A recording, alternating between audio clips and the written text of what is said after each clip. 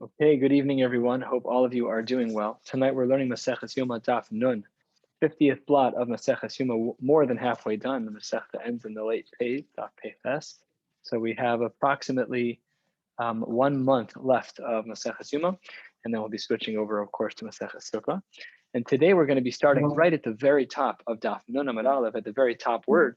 However, for some context, we need to go back to yesterday's dialogue a little bit.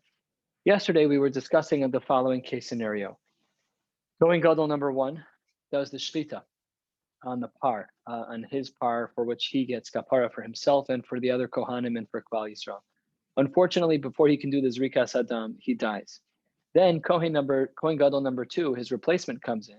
And our question was whether or not he could do the Zrikas Adam from the par that was shechted by Kohen Gadol number 1, or if he needed a new par. That was a machlokas between a number of shitas on the bottom of Mem Tes Mid Beis. And yesterday we questioned one of those shitas, which was Rav Yitzchak Nafcha. And now Rav Yitzchak Nafcha is returning the favor and asking a kasha against Rav Ami. Rav Ami, if you look at the very first of the long lines on Mem Tes Mid Beis, Rav Ami's opinion was bepar v'lo b'dama shel par. He was of the opinion that one is not allowed to use, that Kohen Gadol number 2, who is the replacement, is not allowed to use the blood of the par of Kohen Gadol number 1 who died. He has to start over. And that's our starting point for today. Rav Yitzchak Nafcha Rav Ami. The pasuk says, after the shechita, after everything is all said and done, what does the pasuk say about the parts of the animal? V'hotzias kol hapar, all the pieces of the par. So what do we see from there? We see that even after the shechita was done, it still has the halachic status of a par. And if that's true, Rav Ami, why would you be strict and say that the second Kohen can't use the dam for Zrikas Adam from the par of the first Kohen who died? And he answers, no, it's just Sheyotzi Eskulo. That pasuk doesn't mean to give status of the dam as being part of the par. It's just to say that all the animal parts have to leave, a very general statement.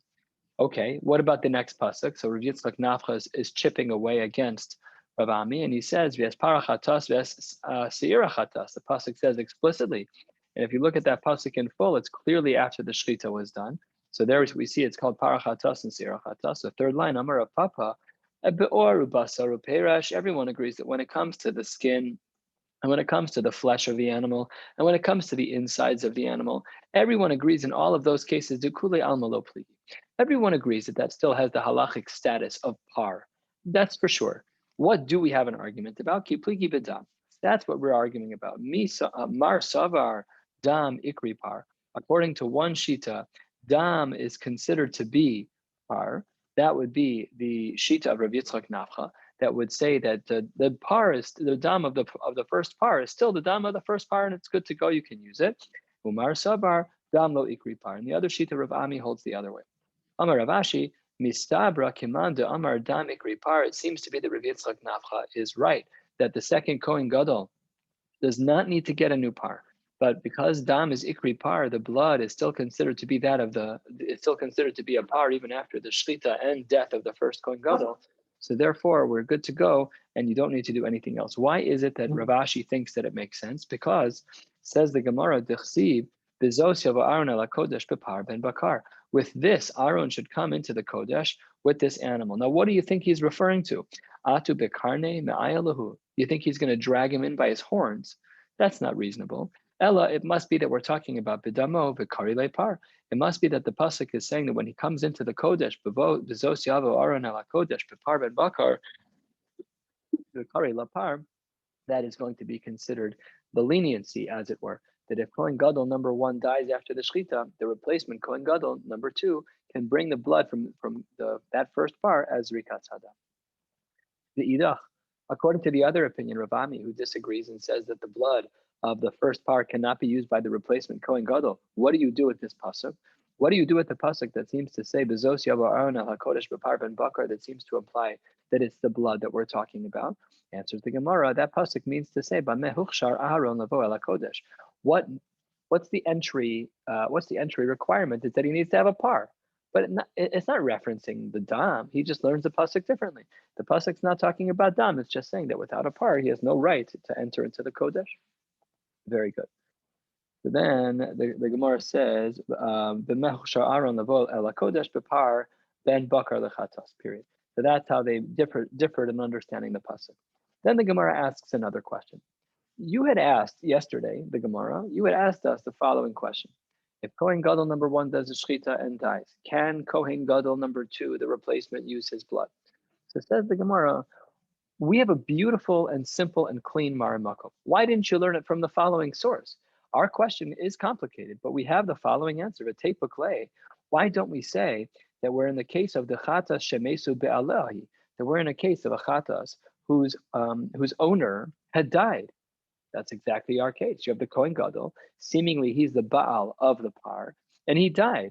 And whenever you have chatas shemesu be'alah, lemisa azla, then the animal is totally a zero. There's zero value in it. And of course, obviously, we'd have to then have the second Kohen Gadol, the replacement Kohen Gadol, start from scratch.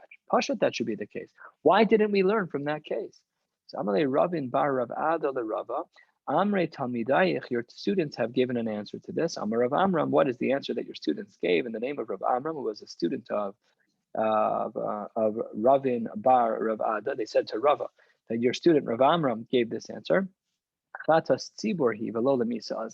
This is a nuance, and the nuance is as follows: is that when we say the halacha that chatas shemesu ba'alahi, that if a person who has a chatas, person prepares a chatas and then he dies, that the animal is lemisa, that's only true by a yachid.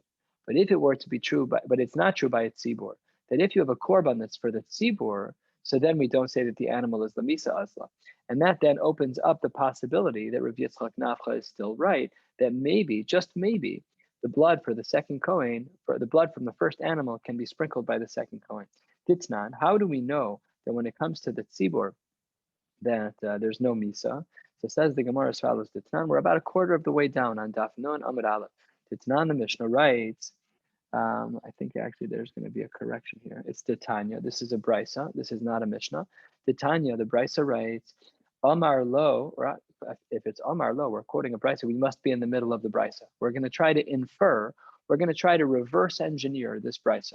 So pay attention. This is a little complicated, but I'm sure if you stay tuned, you'll be able to piece it all together.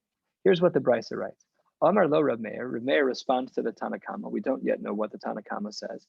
The halo, after all, Par Yoma Kippurim, the Par on Yom Kippur, which is our conversation today, the chavite Kohen Gadol, and some of the baked and fried items that the Kohen Gadol would prepare, U Pesach, and the Korban Pesach, the Korban Yachid hu. So Rav Meir is of the opinion that these things are a Korban Yachid, specifically mentioning the Parsha Yom Kippurim.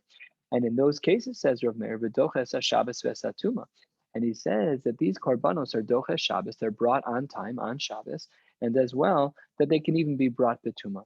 So says the Gemara, lav mechlal, doesn't it imply from the statement of Rav Meir about, in response to, I should say, doesn't the statement of Rav Meir in response to the Tanakama mean, doesn't that imply the ikal amando amar de tzibur? Doesn't it imply that if Rav Meir is of the opinion that the Parsha Yom Kippurim is Korban Yachid, it must be that he's responding to the Tanakama who says that it's Shel Tzibur. And that makes perfect sense within Rava's world, because Rava wanted to say that the reason why we couldn't learn, we said about 10 lines down, why didn't we learn out Vatepakle? Why didn't we learn out from Chatas Shemesu Be'aleha? The reason why is because when it's a Korban Tzibur, that rule doesn't apply. So says the Gemara, no, that's not a good argument. According to your rationale, more specifically, according to the style of diuk that you made, that you reverse engineered the Tanakama from the Shita of Rav Meir, well, then something else doesn't make sense. Well, the Katani, the Brisa also writes, the same Brisa, Amar lo Rabbi Yaakov, v'halo par he'elam davar shel tzibur, u'seirei avodas kochavim v'chagiga de korban tzibur.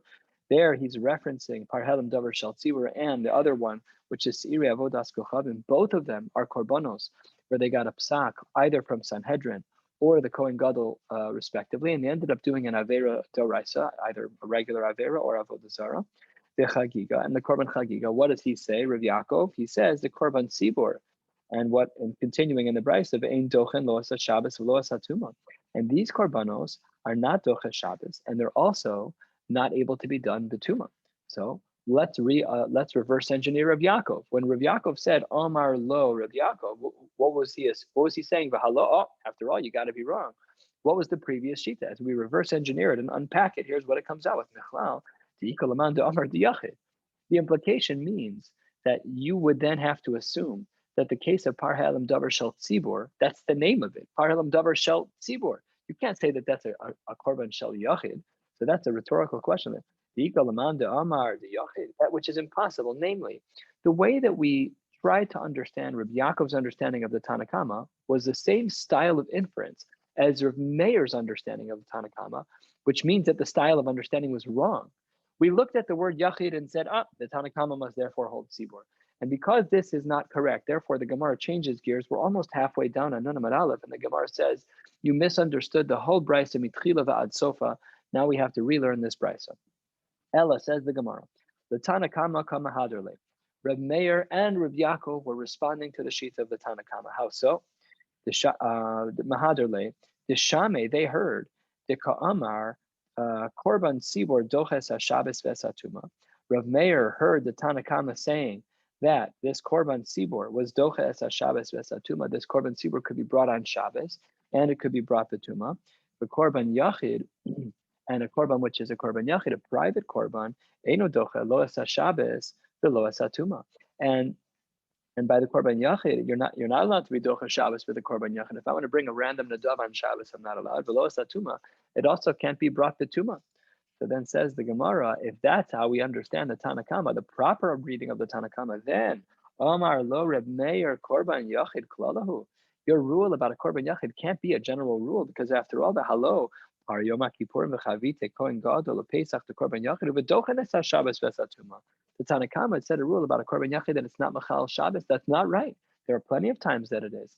And on top of that, this is the second statement. Now we're back to Rabbi Yaakov. Rabbi Yaakov, when Rabbi Yaakov saw the statement of the Tanakhama, he also retorted. He didn't like it either. And he says, Amar lo Rabbi Yaakov, Korban Sibor Klalahu, your rule about the Korban Sibor, that also can't be a hard and fast rule that a Korban Sibor is always brought on Shabbos. The Korban Sibor, Shabbos, you've completely, you made all the rules wrong. So the Tanakhama wanted to make a blanket rule about a Korban Yachid and Rav Meir blew it out of the water. The Tanakhama wanted to make a blanket rule about the Korban Sibor and Rav Yaakov blew it out of the water. Ella, says the Gemara, and this is the Makeh B'Patish of this brayso, so let's understand it clearly. Nekot hai klala biyadecha. Take this rule in hand. This is how we should view korbanos. Kol shezmano kavua doches haShabbos v'satuma afilu b'yachid. Any korban that has a zman that is kavua, namely a korban tamid, korban musa, korban chagiga, korban pesach, any korban that has a specifically set time, that set time will trump. It'll be doches haShabbos. It can be brought on Shabbos v'esatuma, and it can be brought even betuma, afilu b'yachid against the Tanakama, even if it's only a private korban. And on the flip side, kol she'ein zmano kavua, if you have a korban that doesn't have a fixed time, then eino docha lo asa Shabbos v'lo asa tuma ve'afilu b'tzibor. And now we have a clear understanding of how Rav Meir and how Rabbi Yaakov understood the brayso. So then the Gemara asks another question. We're about 2/3 of the way down, a little bit more. Abai asks the following question. In the following case of Parvis Seir Shel Yom Kippurim, let's say that the Kohen Gadol separates out his par and his Seir for Yom Kippur, and then She'avdo, and the animals got lost. And they replaced them with new animals. Halacha is, and Kulam Yamusu. There's one thing that's missing here. You separated them, and then you found the original one. So you had par 1 and Seir 1, and you lost them. So then you got par 2 and Seir 2 to replace numbers 1 and 2, and then you found 1 and 2. Now you have 4 animals, 2 parim, and then you also have 2 Seirim. So the halacha is they're all none of them can be used. Now we're going to need animals 3 for par and animal 3 for Seir. Halacha is kulam yamusu. And similarly, just like in regards to the par and seir, that if they were lost and we replaced them and the initials were found, that they're all going to die. If you have a seir avodas kochavim, someone gave a psak that a particular maisa was mutter, turned out to be avodas kochavim, that in such a case, if you bring the animal as the hakrava to ask for HaKadosh Baruch Hu for forgiveness, and she'avdu, it was lost, and you found you got replacements, and then you found the original ones. So kulam yamusu divi Rabbi Yehuda. That's what the Tanakama holds. Rabbi Yehuda says that all 2 of these animals need to die. Rabbi Shimon Omrim, no, Yiru Anshe Yistavu, let them graze until they get some type of move, some type of blemish. And then Vidyimkru V'Yiplu Tmeim Lenadava, then you take their money and the value of those animals, and you put them in the Nadava pot. You put them in the Nadava pile so that people can bring korbanos for Nadava. She'ein chatas tzibur mesa. She'ein chatas tzibur mesa. So what do we see from here? That what was listed in the beginning of this brisa? Abaye is asking a kasha from a brisa. If you look back up a few lines, the brisa opened at par v'sa'ir sheyoma kippurim, and then at the end of the brisa we refer to them as tzibur. So it seems to be that the par sheyoma kippurim is shel tzibur, which is against one of the shitas that we saw earlier today. Omar le, my par, it must be par helam davar shel tzibur. Maybe when the brisa says par, it's not talking about the par of Yom Kippur. Maybe this par is a reference to a par helam davar shel tzibur. So then the Gemara says, what are you talking about? The Yom Kippurim Ktani. The Brisa reads, look at it yourself. It's 5 lines above where we are. It says, Eis ve'abai par v'sar Yom Kippurim. How could you say that word par means par helam davar shel tzibur? It's followed by the words that it's shel Yom Kippurim. Says the Gemara, Kiktani, maybe when it said the word par, maybe the word par was only adis seir. Kiktani adis seir, excuse me, when it says the words Yom Kippur, it's only a reference to the seir, but the par is taka, a reference to par helam davar shel tzibur, about a different korban. And then you no longer have your question that this brisa indicates that the par shel Yom Kippurim is korban tzibur, whereas others would hold that it's not. Says the Gemara, that also doesn't work. The Hatanya, you're not reading the brisa correctly, but either way, we have a new brisa.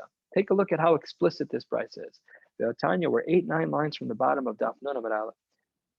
The brisa writes, Par shel Yom Kippurim. That's pretty explicit. It doesn't say Par v'sa'ir shel Kippurim. It's Par shel Kippurim, v'sa'ir shel Kippurim, and then it repeats the whole brisa. I'll read it quickly because we've already learned it once. So if the Kohen Gadol separated out those 2 animals, she'avdo, and then you lost them, and then you got replacement ones, and then you found the initial ones. The halacha is kulam yamusu divrei Rabbi Yehuda. Rabbi Yehuda is of the opinion that they all have to die. And Rabbi Lazar, Rabbi Shimon Omrim, Yiru Achis, to Abav Yimkru V'Yiplu D'mein L'Nadava She'ein Chatos Tzibur Mesa. So now the Gemara really has a very strong question, because now we see very clearly that the par that's referenced in the brisa is a par about a Kohen, is a par of the Kohen on Yom Kippur, and we see that it's tzibur. So says the Gemara, no, those last few words there, 4 lines from the bottom that say she'ein chatas tzibur mesa, says the Gemara, we have to change the brisa. Lo tema, don't say she'ein chatas tzibur mesa. That's not what the closing of the brisa is. Ela ema she'ein chatas hashutfin mesa. It's not about chatas tzibur, and the par shel Yom Kippurim is not necessarily. The par shel Yom Kippurim is not necessarily a par shel tzibur. That's not necessarily what's going on here, but rather it's talking about shutfin, and it's not talking about tzibur. And when you have a shuta, when you have shutfus with a particular korban, then it's never lemisa. What is the difference between these 2 answers? It says the Gemara, Delo maisu kohanim par behora. This is a side point in the Gemara, and the basic point is that Rava was concerned that his Talmidim would have misunderstood something. The reason why he was edging away from the answer of saying that a Kohen is treated, the Kohen's korban of a par is treated like a tzibur, is because we don't want to interact with this animal in the same way as we would with a regular par helam davar shel tzibur, and therefore the l'maisu kohanim par behora, he didn't want the kohanim to have to bring a korban in that way, and therefore he differentiated his answer. Good. So then says the Gemara, 3 lines from the bottom. Let's ask another question. Sorry, last line. Tashma. Last line on the page on Nun Amud Aleph, turning to the top of Nun Amud Beis, Tashma, the boy Rebbe Lazar. Rebbe Lazar the Amora asks a question. What question does he ask? L'divrei ha'omer har Yom Kippurim korban yachid. According to the Shita, that the par of the Kohen Gadol and Yom Kippur is a korban yachid, oset tmura, o eno oset tmura. Would we say that if one, it's usher to do this, but if one were to swap out that animal and transfer its kedusha to another animal, would it work or would it not work? So before even answering this question, the Gemara makes an inference. Lav michlal, just from the question, doesn't it imply the ikalaman de amar tzibur, did tzibur?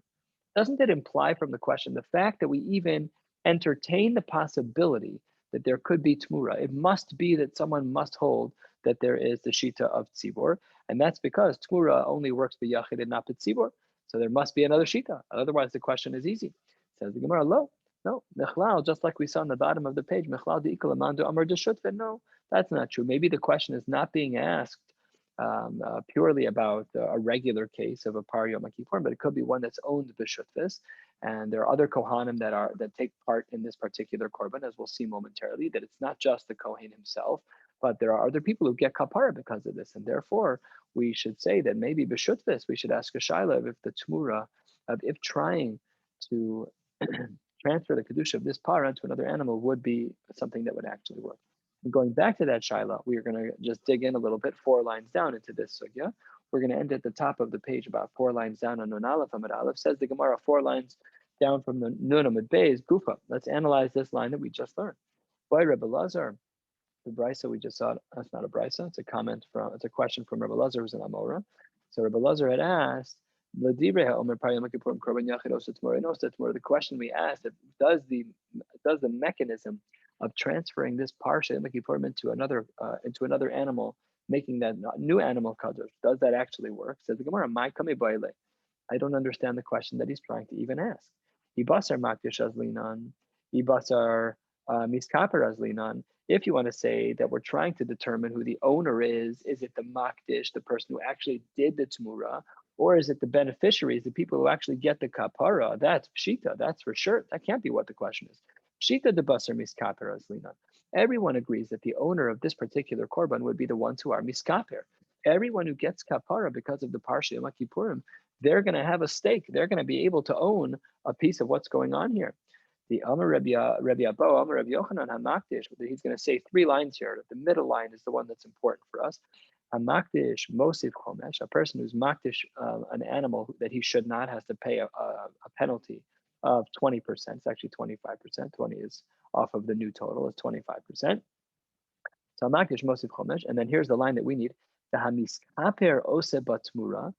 So this shows us that the people, I should say, who get kapara are the ones who are the bailim. They're the ones who are osa batmura. So it can't be like we saw earlier, the possibility that it was the owner, the person who did the tmura, that becomes the baal. Everyone who's a baal kapara, who's a bar kapara, which is everyone for whom the korban was functional, they're the ones who are the owners. And then his last line, V'ator mishalo, al shal chavero tovas tanashalo. We can basically skip that line for now, but I'll translate loosely that if somebody were to give an animal on behalf of his friend, so the person who gives the animal, that person gets tovas hana. He gets to then choose which kohen gets the benefits of that particular trade, but that's not a sugya for now. So this is a kasha. What exactly was the question of Rebbe Lazar? After all, it can't be about who it was the owner, because Rabbi Abahu told us who the owner is, that whoever is going to be a bar kapara, which is all the people for whom the korban is being brought, they're the owners. It says the Gemara, La'olam, really, shita le de basar miskaper azlinan. Absolutely, you're correct. No doubt about it. That's not what Rebbe Lazar is asking. This is really the question that he's asking.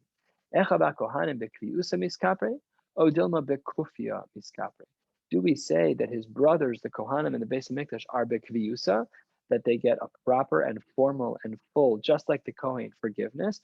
Or do we say Odilma bekufya miskapri, that maybe it's just like a different level? They're not really bailim, they're really secondary to the Kohen. And the Chakira can be thought of like this. The Kohen Gadol, let's say I'm the Kohen Gadol. I'm in the Beis Hamikdash. I have this par. I'm the one doing all the work. I'm the one who first and foremost gets kapar. Everybody else follows me. That's called kufya. That's the second version. If we say it's b'kriyusa, then no, that whenever the Kohen is doing, it's like the principle in halach of shlucho shalatam kamoso. What he's doing is mamish for me. It's for me. So we're one and the same, 2 peas in a pot. This was his question. Do we say that echav hakohanim were the same? Yes or no? How does the tmura affect them? Yes or no? It says the Gemara as follows. Next question. We're about almost halfway down, a third of the way down. Nun Amud Beis. Says the Gemara Toshma. We have a brisa that reads as follows. Chomer bezevach. There's a stringency by korbanos, mi betmura. There's a stringency by korbanos, which is not true by tmura, and the reverse is also true. The chomer betmura mi bezevach. There's also a chumra by tmura that doesn't exist by a korban, by a regular shchita. Let's go through this. This is going to, of course, connect to our sugya momentarily. Says the Gemara, chomer bezevach. What's the stringency that we have by shchita that doesn't exist by tmura? Shehazevach noheg b'yachid kibet tzibor. That a zevach, there's no difference under certain aspects, of course. There noheg b'yachid kibet tzibor, that as we spoke about earlier in today's blot, that For example, as long as a korban has a zman kavua, can be brought yachid or tzibor. There we don't make a distinction. So v'doches haShabbos v'esatuma v'oset tmura, and you're allowed to be machal Shabbos for these korbanos yachid or tzibor, provided that it's a zman kavua, and it can be done with tuma. And you can also make a tmura. You can also swap out the animals. Masha'en came to tmura. This is not true by tmura, that the tmura animal cannot be brought on Shabbos, cannot be done with tuma, and of course you can't do a tmura, it's already been done. So that's the chumrah of a zevach over a tmura. What about the reverse? Halfway down, chomer betmura mi bezevach, the chumrah by tmura over a zevach is as follows: shehatmura chala al bal mum kavua, that a tmura, if you take an animal that's a bal mum kavua and you swap it out to an animal that's not a bal mum kavua, it's a regular animal, that works. Ve'enu yotza l'chulin, and that animal's holy. It can't go out to chulin, ligazes, to graze, v'le'aved, to be worked. Masha'in came to zebach, which is not true by a zebach, that if you have an animal that's a balmum kavua, the animal's done for, it'll never be brought as a korban. Asks the Gemara, hi zebach, the zebach that's referred to in this brisa, hechidami, what type of animal are we talking about? Ilema de yachid, if you want to say that this brisa, which is comparing the strengths of zevach versus the strengths of Tamura, if you want to say we're talking about a yachid, midachi Shabbos v'tuma, not every korban yachid is dachi Shabbos v'tuma, only some of them are.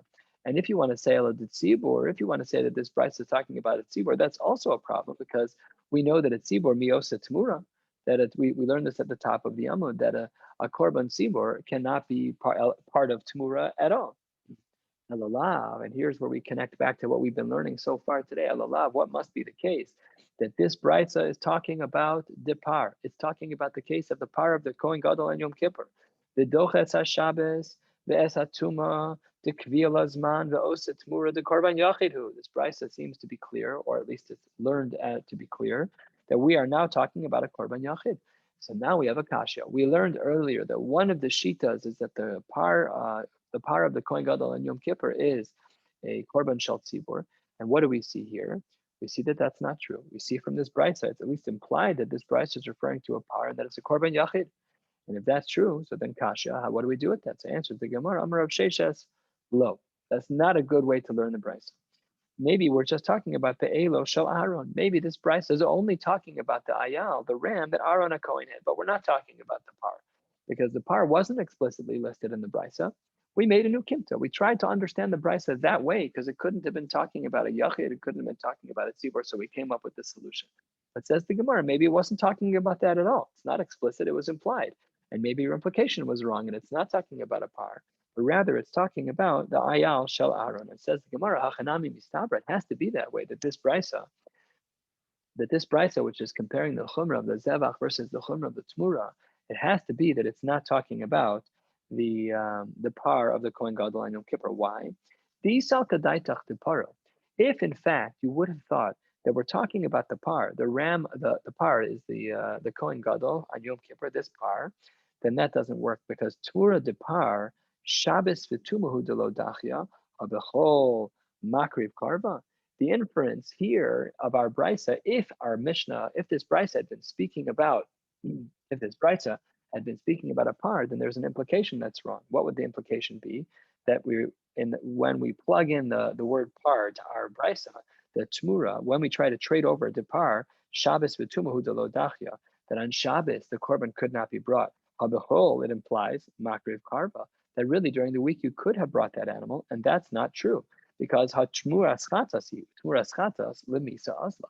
This brisa cannot be talking about a par, because if it was, then we would have a major halachic implication that is wrong from this brisa, and that would be that this tmura animal, you took the partial Kohen Gadol, and be'isr, you transferred its kedusha onto a new animal. That animal cannot be shechted. That animal has to be lemisa. So therefore, this brisa cannot be speaking about a par. We therefore assume the brisa is speaking about the ayal, the ram of Aaron. Says the Gemara, no, that's not necessarily true. Maybe it's la'olam paro. Maybe you're right that it is talking about a par. What do we do with your kasha about a tmura? That if a par is has its kedusha transferred to another cow, it can't be used. Yeah, but when the brisa was speaking about tmura, says the Gemara, my tmura, just shame tmura. The Mishnah is speaking globally about tmura. You're right. You're right that if in fact we do this with a par, that it would be usher to do it and you wouldn't be able to shecht it. It would be lemisa. I don't mean to be specific. When we talk about Tamura in this brayso, we're talking at a 30,000 foot level. It says the Gemara, you can't have it both ways. And says the Gemara as follows. If you say that 5 lines from the bottom, if you're going to say that the brayso is talking about a par, but when it comes to Tamura, we're only standing at 30,000 feet, and I don't mean to apply the par to the case of Tamura. Tamura is only a general topic. Then we should say the same thing about the other part of the brayso. Zevach nami, shem zevach. Maybe when it comes to the zevach, to the korban aspects of this brayso, it would also be at 30,000 feet. Why would a brayso speak about Tamura and zevach and compare one to the other and have them be in totally different playing fields? One of them is talking at 30,000 feet, global discussion about Tamura, and the other is this nuanced, fine-tuned discussion about zevach. Totally ridiculous. You cannot have it both ways. Zevach nami shem zevach. If you're going to say that the Tamura discussion is very general, we should say that the zevach discussion is also very general. Says the Gemara, shem zevach loktani. Absolutely not. That when it comes to the zevach, we are certainly not talking about something global. We're talking about something very specific.